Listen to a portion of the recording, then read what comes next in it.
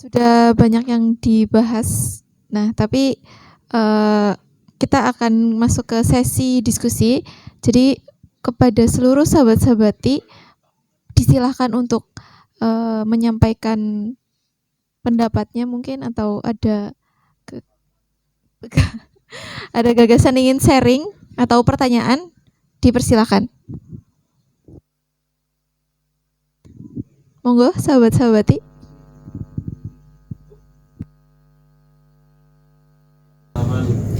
Titipkan tuh message titipkan. Kita dicolok dulu.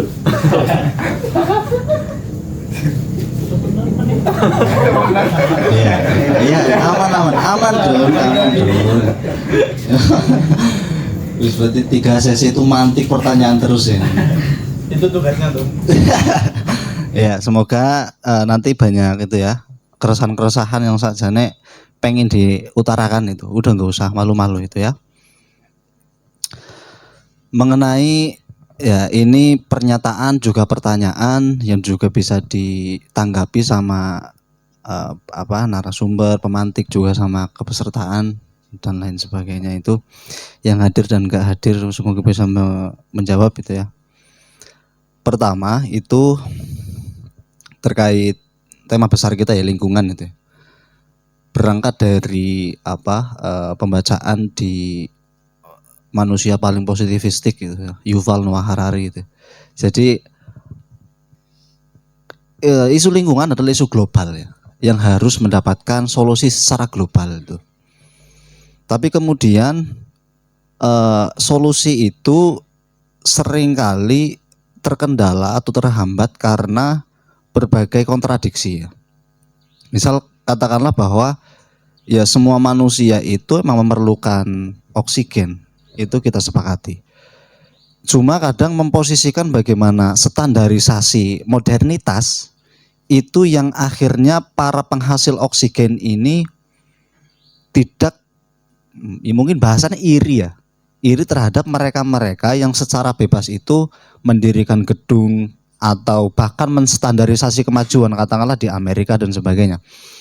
Yang secara suplai oksigen itu bukan hanya dari negara tersebut. Katakanlah ya suplai oksigen ya dari negara-negara yang masih hijau, salah satunya itu di Indonesia. Tapi kemudian hal itu mendapatkan hambatan karena standarisasi kemajuan itu mereka yang menentukan. Bahwa standarisasi kemajuan itu ya industrinya bagus, terus teknologinya bagus, dan industri dan teknologi itu tidak tidak jarang ya eksploitasi, berarti eksploitasi terhadap alam secara nggak langsung. Nah, tapi eksploitasi alam di Indonesia itu banyak kecaman dari mereka-mereka yang menunggu oksigen, maksudnya menunggu oksigen dari negara-negara penghasil. Nah, ini untuk mengetengahkan ini itu bagaimana?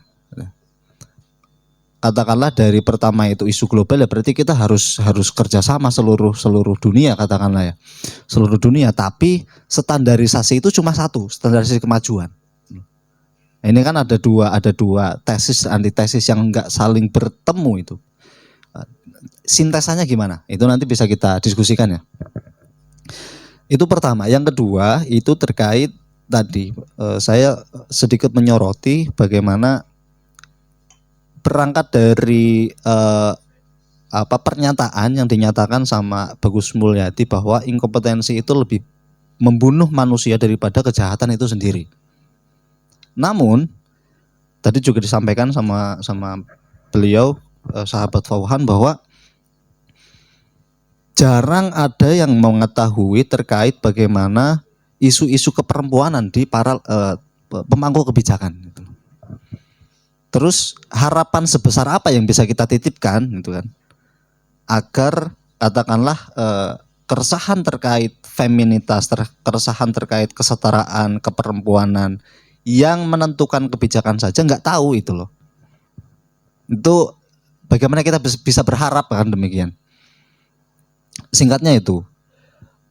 Dan kompetensi ini kan jadi pertanyaan ketika kita berangkat dari pernyataan awal tadi bahwa inkompetensi lebih banyak membunuh gitu loh.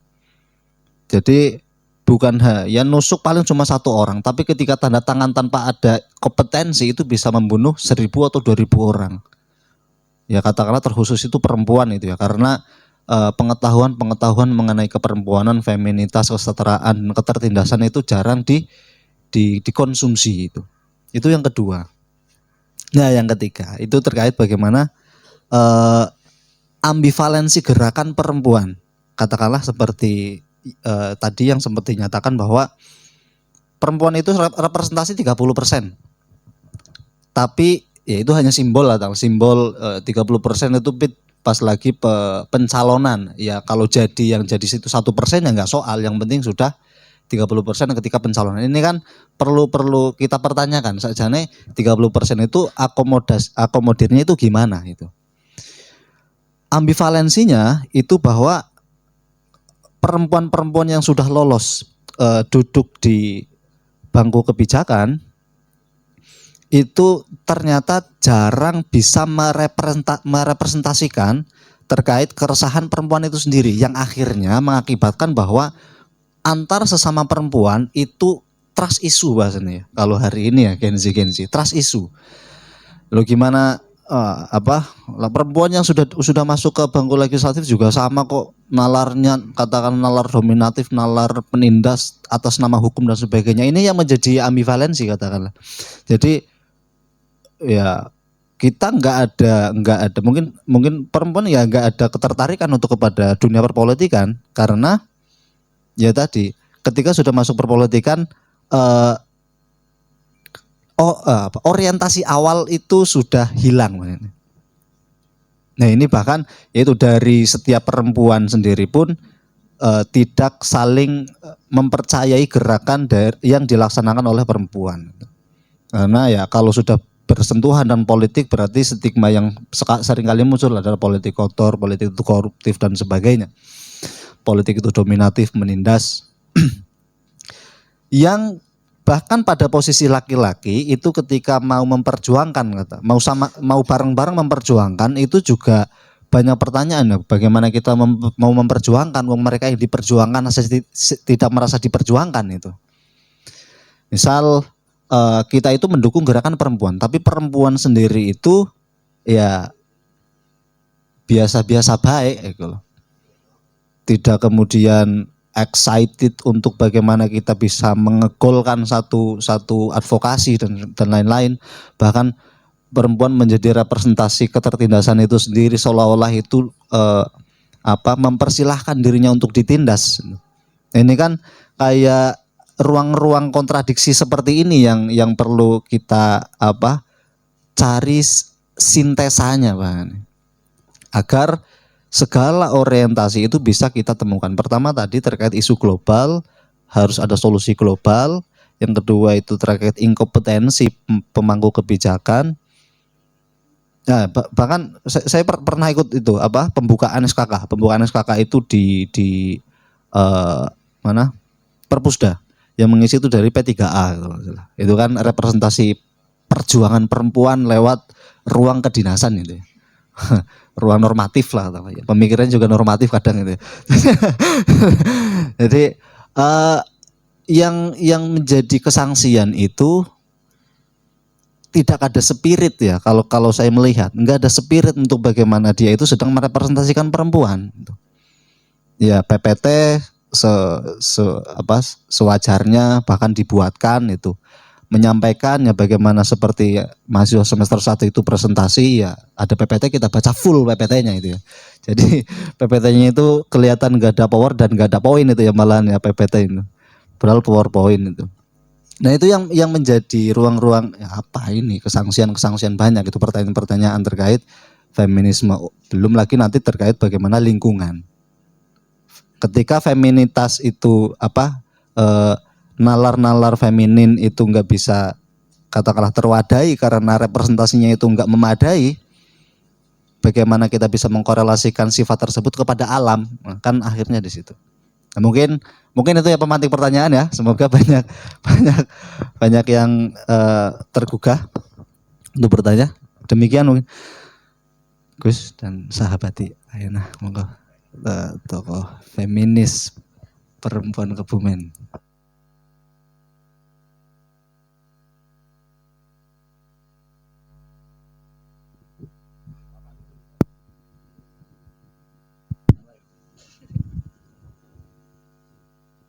Ini dari yang kader Kopri nggak ada yang ini menanya atau mau menjawab malah. Ketum Kopri ya, Mbak Nisa. Ketum Kopri.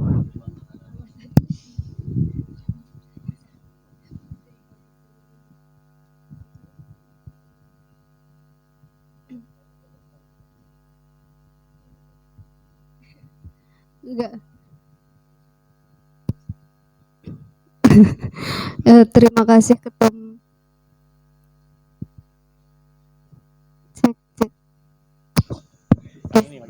Sabotase anjir. Dua. Cek. Terima kasih sahabat Syarif Hidayatullah ya.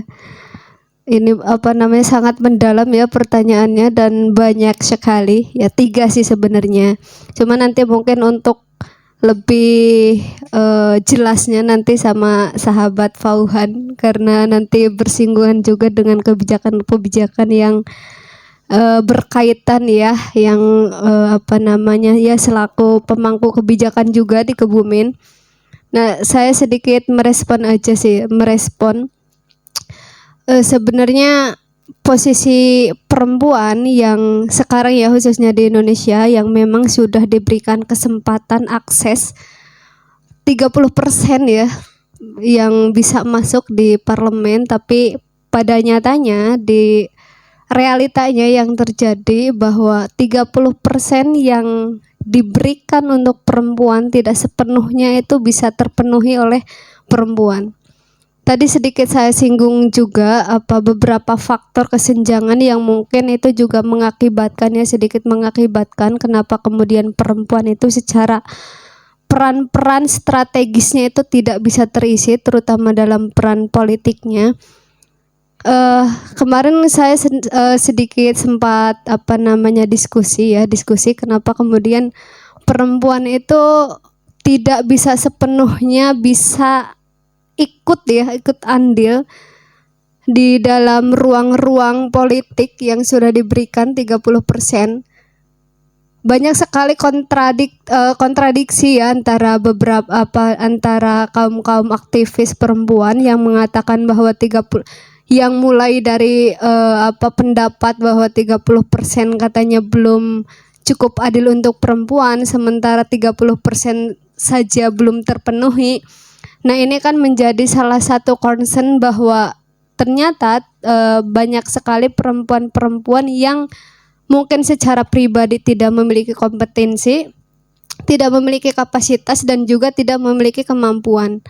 Terutama ketika kita kebanyakan sahabat-sahabat perempuan-perempuan yang memang sudah terjun di dunia politik, misal dengan dunia politik yang identiknya terlalu maskulin, itu juga menjadi salah satu akibat nalar idealis perempuan itu juga terbentuk maskulin juga, sehingga pertarungan-pertarungan yang ada itu juga cenderung maskulin, sehingga sisi-sisi feminin dan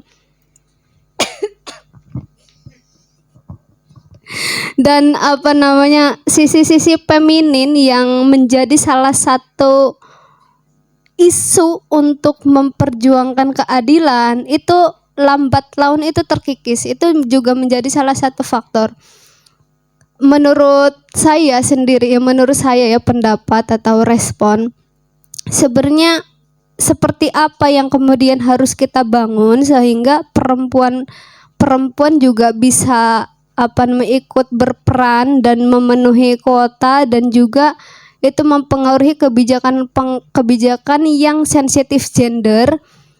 Nah, perlu kemudian ruang-ruang yang lebih banyak dan butuh kolaborasi yang lebih sistematis antar berbagai atau banyak organ-organ entah itu dari organisasi perempuan, organisasi non pemerintah, LSM, organisasi-organisasi keperempuanan, mungkin organisasi mahasiswa, organisasi yang ada di masyarakat. Nah, perlu kolaborasi yang sistematis dan juga kolaborasi bukan hanya antar organisasi, juga kolaborasi lintas sektor gitu, lintas sektor, entah itu kepada pemangku kebijakan yang dalam sektor pendidikan, ekonomi, politik, sosial dan budaya.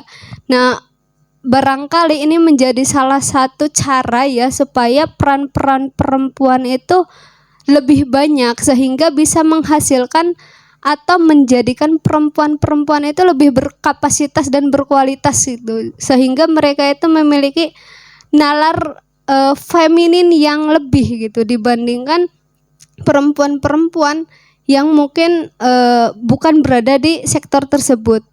Nah, mungkin itu yang pertama. Terus yang kedua apa keduanya? Kedua nggak dicatat ya. Soalnya pengantarnya panjang ya.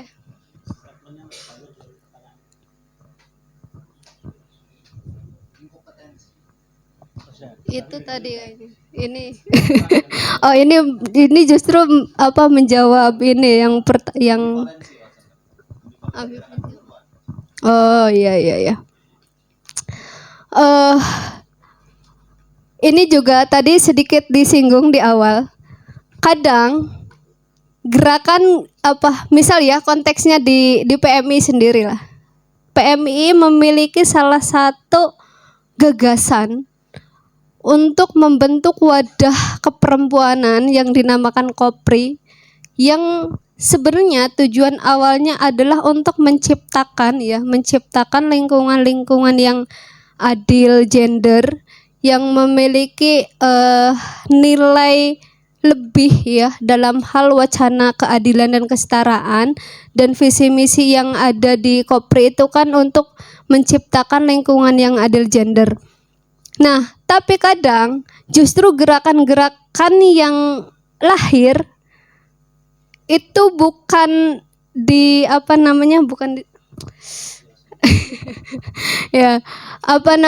kadang gerakan-gerakan perempuan justru bukan dipatahkan oleh laki-laki ataupun mungkin masyarakat secara umum, tetapi kadang lahir dari perempuan itu sendiri, yang mengatakan bahwa gerakan perempuan misal di Kopri itu memiliki inisiasi melakukan pelatihan, diskusi dan lain-lain yang notabene-nya itu mungkin lebih cocok dilaksanakan di ruang PMII. Nah, sementara padahal Kopri pun ya PMII gitu loh.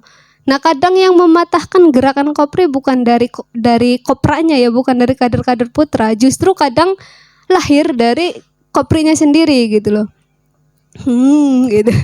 Nah, itu konteks yang terjadi ya maksudnya yang sampai detik ini, yang sampai sekarang itu masih ada di tubuh PMI itu yang kecil gitu loh.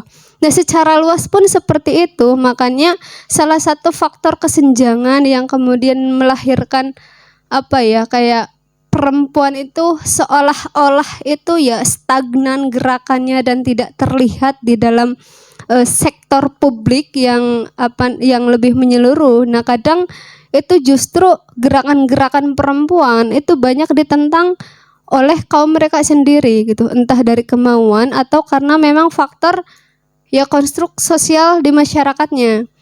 Nah, selain itu juga kadang faktor yang melahirkan kesenjangan yang lain itu karena adanya penafsiran agama yang kurang komprehensif, terlalu tekstual ataupun ya kurang kontekstual gitu loh. Nah, apalagi ketika kita berbicara masyarakat desa ya, masyarakat yang secara umum yang notabene-nya masih konservatif di masyarakat, penafsiran agama yang kurang komprehensif kadang itu juga menjadi salah satu hambatan dan menjadi salah satu menjadi hambatan perempuan itu kurang bisa aktif di ruang publik dengan mengatasnamakan agama misal. Makanya yang menjadi tantangan saat ini selain adanya budaya kapitalisme yang pertama adanya sistem kapitalisme yang sampai detik ini tuh semakin ya nggak bakal hilang ya, nggak tahu bakal hilang atau tidak gitu. Selain budaya kapitalisme atau sistem kapitalisme, adanya sistem kapitalisme yang kemudian itu menjadi salah satu faktor juga, menjadi salah satu faktor dan itu yang harus dilawan oleh aktivis-aktivis perempuan juga.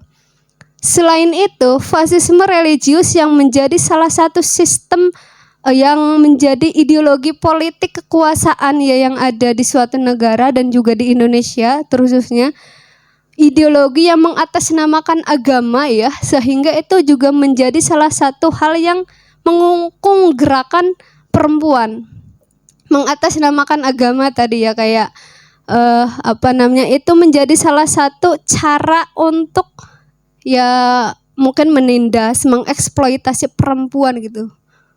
Nah selain tadi budaya patriarki, terus kapitalisme, fasisme religius, nah itu menurut saya itu hal-hal yang sampai detik ini itu yang harus selalu dilawan. Nah itu yang tidak bisa terselesaikan. Kadang mungkin masyarakat memang tidak mengenal sistem atau ideologi-ideologi politik tersebut, tetapi itu memang sudah tersosialisasikan di masyarakat sehingga menurut saya itu menjadi hambatan atau menjadi faktor kenapa kemudian perempuan itu tidak bisa sepenuhnya bisa bergerak gitu. Selain adanya budaya patriarki tadi. Gimana kira-kira tuh? Ini sepertinya nggak menjawab ya, nanti bisa ditambahkan sama sahabat Fauhan atau mungkin ada yang disaringkan juga sama sahabat yang lain. Ada lagi nggak ya? Kurang ya tuh?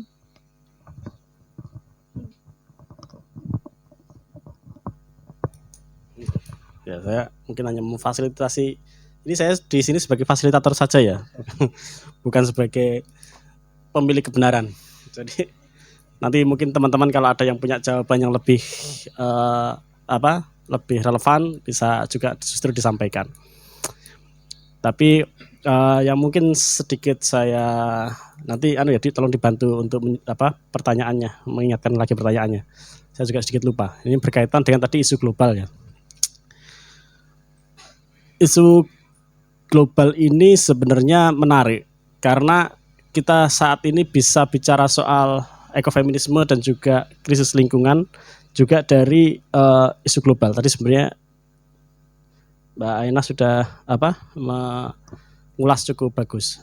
Tapi kalau teman-teman mungkin ingat bahwa kita pernah dikejutkan dengan fenomena Greta Thunberg, salah satu anak kecil berusia waktu itu tahun 2016 kalau nggak salah, saya agak lupa tepatnya. Tapi kemarin juga dia muncul lagi di media karena membela Palestina dengan mengkampanyekannya melalui kapal kapal kecilnya itu mengelilingi dunia tanpa emisi. Jadi dia bicara soal adanya apokalips, adanya kerusakan besar yang bisa terjadi ketika lingkungan terus-menerus dieksploitasi. Nah, apa yang dia suarakan tanpa menggunakan sebuah repertoar, menggunakan sebuah alat yang canggih, tidak menggunakan buzzer, karena dia memang secara alami mendapat dukungan dari Amerika, beda sama kampanye-kampanye politik. Saya tidak pakai buzzer tapi buat catatan biar gak dikira saya juga pakai buzzer, ini Mas Hari ini buzzer saya. Jadi di situ kita melihat bahwa globalisasi terjadi dan juga berkat alat media sosial. Hari ini kita bisa melakukan kampanye-kampanye yang signifikan dan juga berdampak impactful. Termasuk banyak tambang-tambang di Indonesia yang karena viralitasnya itu akhirnya juga menjadi kehirauan internasional. Dan akhirnya membuat internasional juga punya concern ke sana, termasuk Rempang. Nah ini Rempang, kenapa saya tadi bilang Rembang itu harus dibaca Rembang karena nanti kita salah Rempang nanti. Termasuk kasus di Rempang, terus kemudian terakhir di Raja Ampat. Dan kadang-kadang strategi politik itu kadang suka gitu. Jadi ini juga buat informasi saja ya, intermezzo, bahwa apa yang ada di Raja Ampat selalu kita itu disuguhi berita tentang kekacauan di Papua KKB supaya tidak banyak yang ke sana.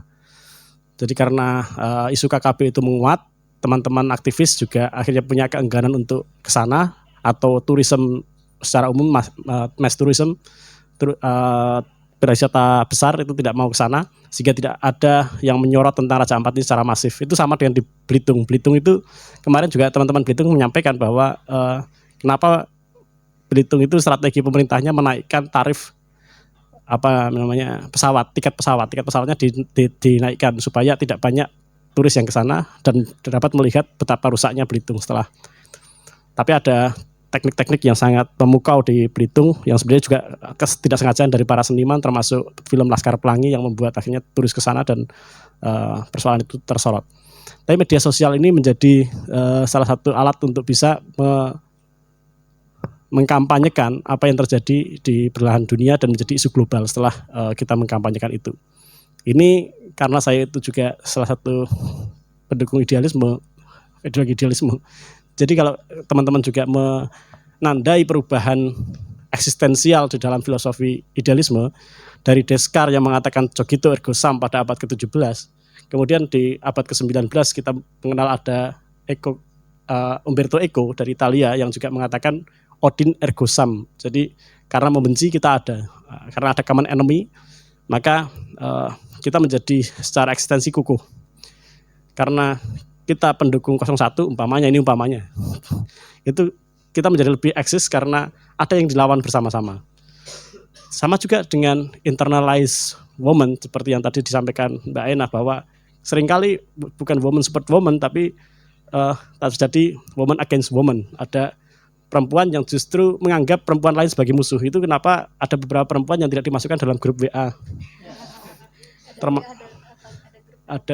Ada grup dalam grup yang di WA nggak ada Anda di situ, berarti Anda adalah common enemy.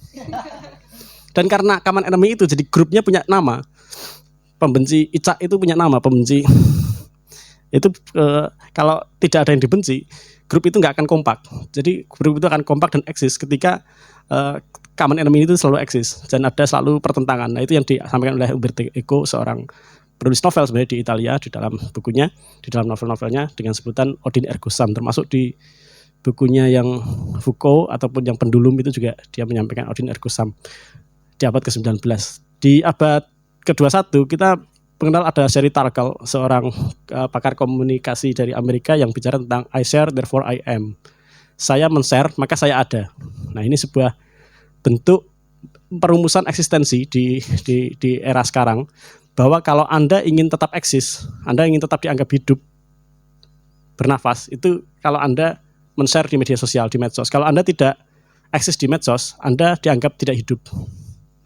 Ya, itu kemarin mungkin tahun lalu ya, 2 tahun yang lalu, ada mungkin yang pernah, ini generasi Z semua ya, mungkin Mas Hari ini ada yang baby boomer, yang sefrekuensi sama saya Mas Hari ini.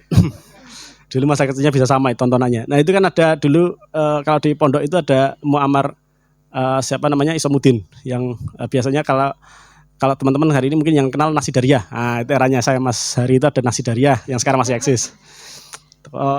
Sing tua-tua. Nah, di sana ada Ustadz Muammar Isamuddin itu karena beliau itu sudah tidak lagi membuat karya yang viral di media sosial. Santri di tempat saya itu pas lagi dapat undangan hall itu dikira, "Loh, masih sugeng, Bu, Pak Kiai. Lah masih ini kan hallnya acaranya beliau ini yang undang beliau." Jadi dikira sudah sedo karena tidak eksis di media sosial. Nah, ini sering terjadi di kita itu. Makanya eksistensi dikukuhkan dengan, kalau kata Sherry Turkle, share kita di media sosial. Nah, karena memang algoritma hari ini kita memang sudah jadi bukan lagi makhluk makna tapi makhluk algoritma. Nama anak kita itu ditentukan oleh algoritma, termasuk siapa kita.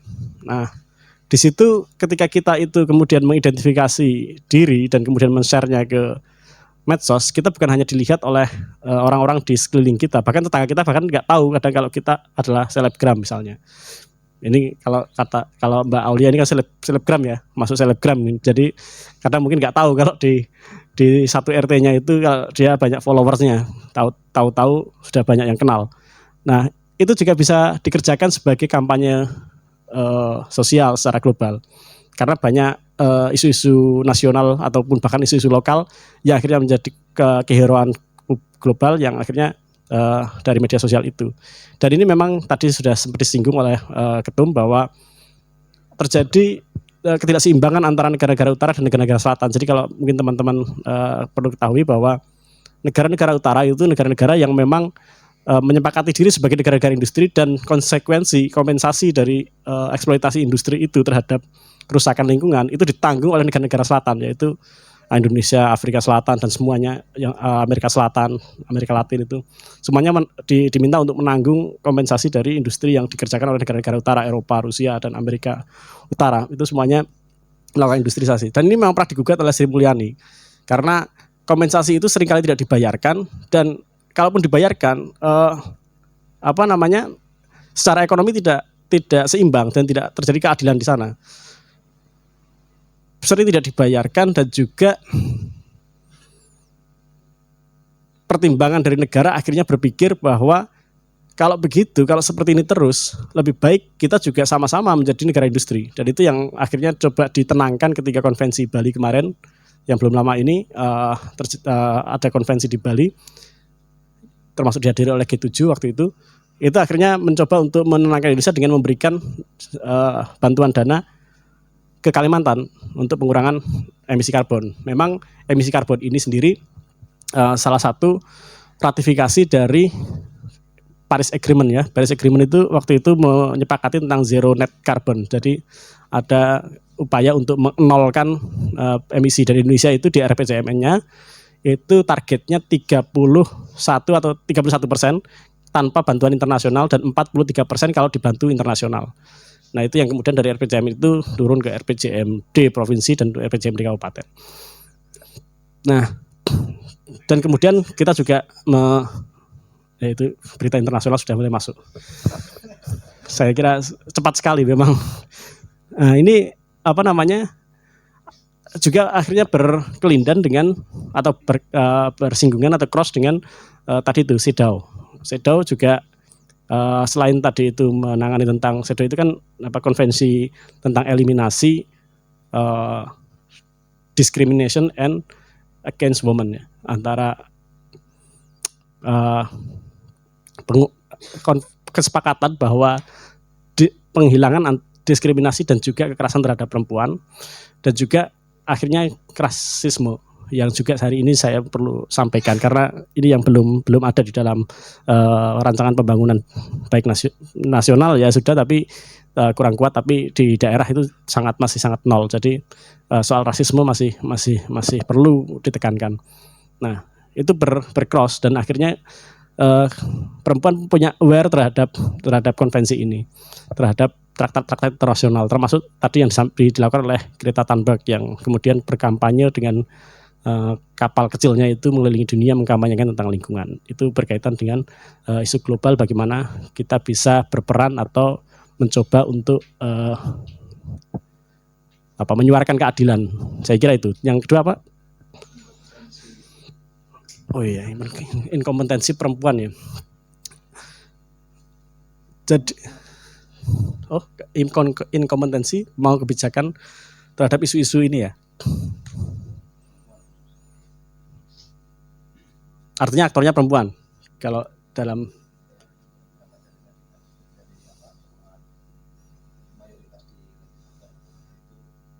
ya.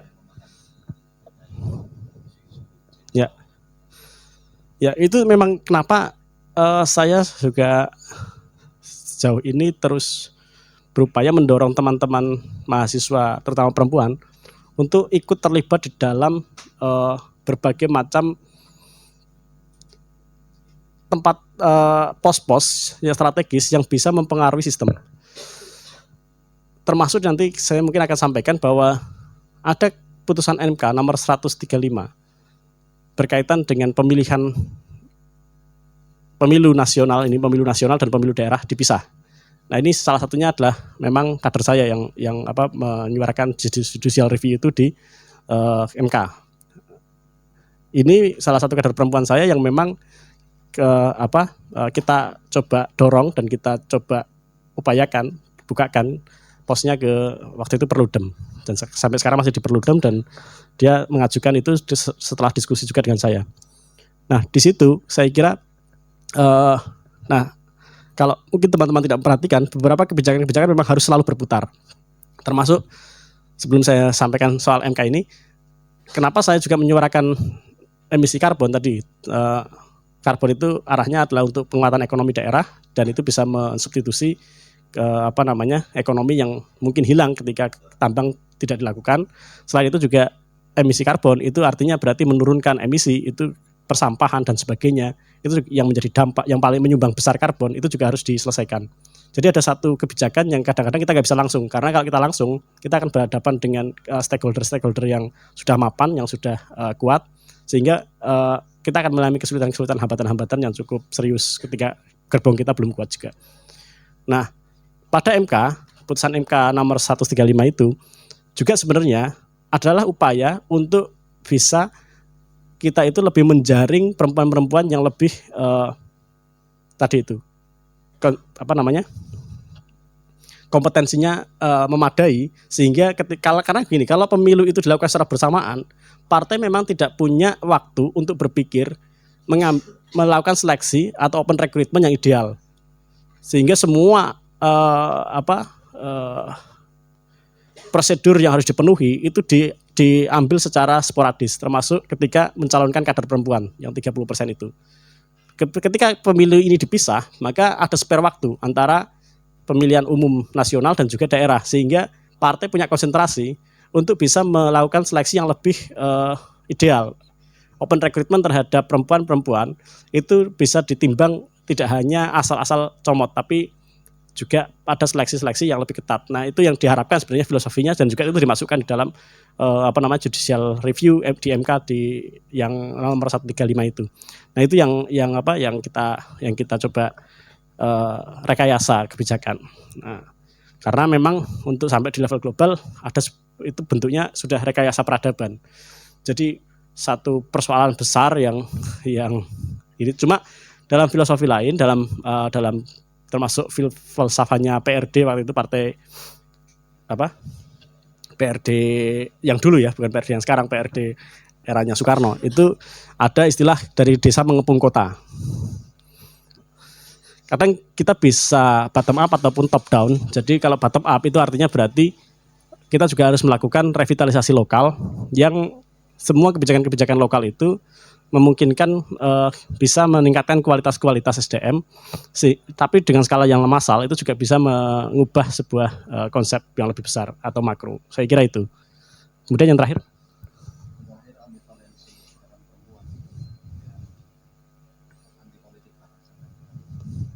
Oh iya, ya kalau ini memang ini memang warisan panjang pertikaian antara gerakan aktivisme dan ideologis dan pragmatisnya politik yang sangat pasar ya. Di situ memang tidak ada cara lain kecuali kita memang memberikan ruang kompromi atau melakukan deliberasi antara para politisi ya, atau para pemangku kebijakan yang pro atau berpihak pada gerakan rakyat, dengan para aktivisme ini untuk terus membangun satu sinergitas yang lebih kompleks. Kalau mungkin teman-teman juga suka dengan teorinya pentahelix ya, berarti artinya antara government dan juga korporasi dan juga intermediari di sini, pemerintah juga para researcher, para peneliti ilmu pengetahuan, sivitas akademik, juga dengan para aktivis, ini harus terus melakukan deliberasi, pertemuan-pertemuan semacam ini seperti yang dilakukan oleh suluk dialektis ini. Nah, suluk dialektis ini sebenarnya solusinya kalau kita bicara soal ambivalensi antara keengganan aktivis perempuan dan ke politik, atau antinya aktivis ke politik yang membangun garis demarkasi, itu ya suluk dialektis ini solusinya. Saya kira itu. Cukup. Silakan saya kembalikan ke moderator. Boleh minta tepuk tangannya sahabat-sahabati.